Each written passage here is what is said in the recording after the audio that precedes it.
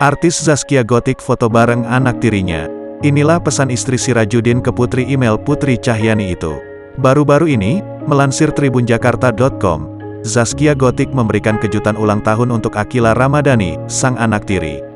Momen manis saat Zaskia Gotik dan Sirajuddin Mahmud merayakan ulang tahun Akila dibagikan di akun Instagram mereka masing-masing pada Rabu, tanggal 25 Agustus tahun 2021. Berdasarkan video yang diunggah Zaskia Gotik, ia dan suaminya menyapa Akila sembari melambaikan tangan dari dalam mobil. "Halo," sapa Sirajuddin Mahmud. Tampak Akila di balkon lantai 2 rumahnya, tersenyum sumringah melihat kedatangan ayah dan ibu sambungnya. Sirajuddin lalu meminta sang putri turun. Akila lalu langsung berlari menghampiri Zaskia Gotik dan Sirajuddin Mahmud dengan semangat.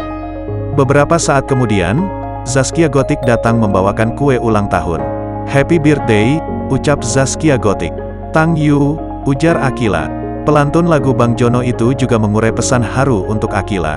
"HBD anak cantiknya Bunda, kekila Bunda selalu berdoa untuk kamu tumbuh menjadi anak yang soleha, sehat, selalu buat oktua bangga, dan menjadi kek yang panutan untuk adiknya.